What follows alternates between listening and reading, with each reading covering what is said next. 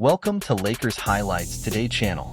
Before the news, I ask that you leave your like on the video, subscribe to the channel, and turn on notifications. Now let's get to the Lakers news. Hey, Lakers fans, how are you all doing? Let's chat about a possible signing that could shake up our team, Jeremy Grant. Just imagine, after the disappointing elimination in the first round of the 2024 playoffs, our beloved Los Angeles Lakers are set for a major overhaul this summer. The goal? Well, of course, to get back in the mix and contend for the title next season. Now, here's the question for you all. What do you think of the speculation surrounding the Lakers eyeing a big trade? Have you heard the rumors linking names like Donovan Mitchell and Trae Young to our franchise? That would be amazing, right? But if those superstars aren't available, do you think a more feasible option like Jeremy Grant would be interesting for our team? Could he be the missing piece to get us back on top? Let's dive deeper into this potential trade that could be intriguing for our team. Did you know that the Portland Trail Blazers extended Jeremy Grant's contract for 5 years, worth $160 million, last summer? He spent last season playing there and, at 30 years old, he's a highly versatile forward, an offensive threat any competing team would love to have. But, due to his contract, it seems his trade value has decreased. Now, let's think together. We know the Lakers face many challenges in landing trades for superstars like Mitchell or Young. So, how about considering Jeremy Grant as a more viable option? What do you think? Given Grant's contract and the assets our team has, maybe we could put together an interesting package without compromising our future. Would it be worth it? Now, let's move on to the trade details. I want to hear your opinions. The Portland Trail Blazers would receive Rui Hachimura, Gabe Vincent, and a second-round pick in 2025. And our Los Angeles Lakers would receive in return Jeremy Grant. What do you think of this deal? On our side, the Lakers would gain a reliable scoring option at the forward position, a player who excels on both ends of the court, while the Blazers, on the other hand, would add a young forward to complement their predominantly guard-based young core. Would this trade be good for us? Share your opinions. But here's the question. Would the Trailblazers accept this deal? Let's think about the possibilities together. The Blazers could view this deal in two ways. They could refuse and wait for a better offer later in the season or even next year. Or they could start finalizing their young core and prepare for possibly another year of tanking. Let's talk about Jeremy Grant. He's undoubtedly the best player on the Blazers roster currently, averaging 21.0 points, 3.5 rebounds, and 2.8 assists last season. But here's the question. Is he consistent enough to be a number 1 or 2 option on a competing team?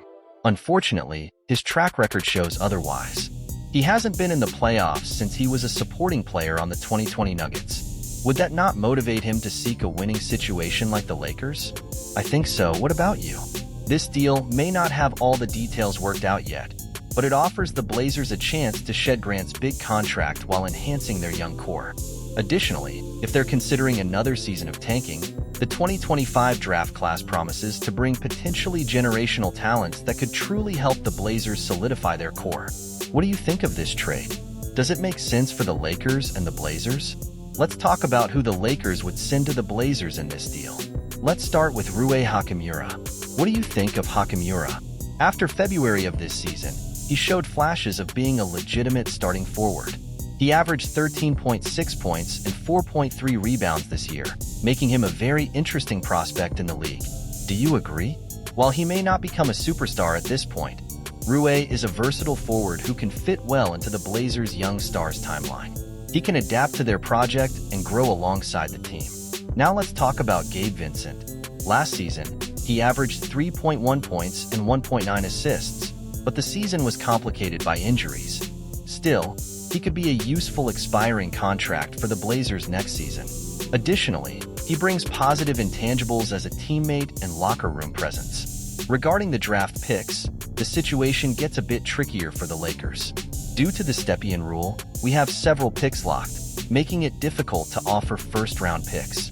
Sending an unprotected pick for Grant wouldn't make sense, but a protected pick could complicate future draft pick trades for the Lakers. So, perhaps the most we could add besides Vincent and Rui would be some second-round picks, or, at most, a pick swap. Let's think about how this trade could improve our team. By adding a player like Jeremy Grant, the Lakers materially enhanced their starting five. This gives us more options at the forward position, and let's be honest, it would come at the cost of an inconsistent Hachimura and Vincent, who barely played for us last season.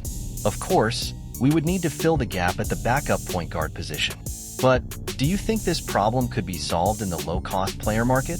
Or perhaps with a performance jump from Jalen Hood-Schifino? The Lakers have done a great job creating flexibility with good contracts around our superstar duo.